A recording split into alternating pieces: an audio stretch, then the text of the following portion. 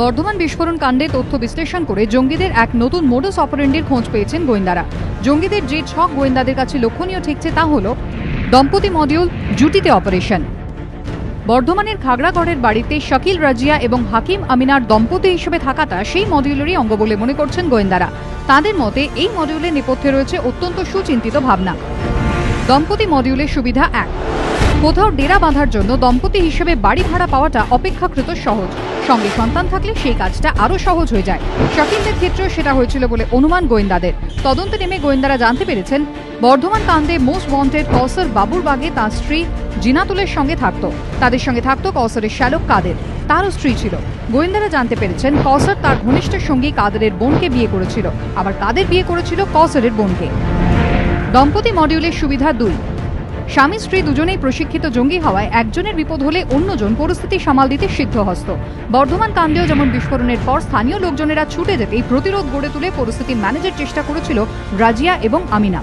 গোয়েন্দারা বলছেন বিস্ফোরণের মাত্রা আরেকটু কম হলে বা এতটা ক্ষয়ক্ষতি না হলে হয়তোবা রাজিয়া আমিনা সেই চেষ্টা সফল হয়ে যেত। পূর্ব অভিজ্ঞতা থেকে গোয়েন্দাদের দাবি প্রশিক্ষিত জঙ্গিদের জুটি তৈরির কাজটা শুরু হয় তৃণমূল স্তর থেকেই। সব দিক বুঝে শুনে বিয়ে দেওয়া হয় এমন দুজনের মধ্যে যারা উভয়ই জিহাদের জন্য দৃঢ় প্রতিজ্ঞ।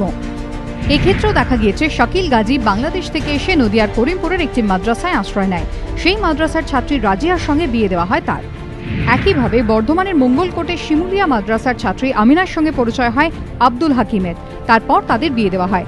এরপর শাকিল রাজিয়া এবং হাকিম আমিনা দুই প্রশিক্ষণপ্রাপ্ত দম্পতি বর্ধমানের খাগড়াগড়ে বাড়ি ভাড়া নিয়ে বিস্ফোরক তৈরির কাজ শুরু করে। গোয়েন্দাদের অনুমান বেআইনি একাধিক ধর্মীয় শিক্ষা প্রতিষ্ঠান থেকে ধাপে ধাপে মগজ ধোলাইয়ের মাধ্যমে কঠোর শোকতাপহীন জিহাদি মানসিকতা তৈরির কাজটা শুরু হয়।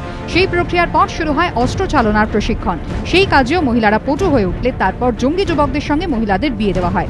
সেক্ষেত্রেও তাদের শিক্ষা দেওয়া হয় জঙ্গি দম্পতির মধ্যে মানসিক যোগের থেকে বেশি গুরুত্বপূর্ণ মিশন সম্পূর্ণ করা এবং সেই মিশন সংক্রান্ত খবর যাতে তৃতীয় ব্যক্তির কাছে না যায় তা দেখা।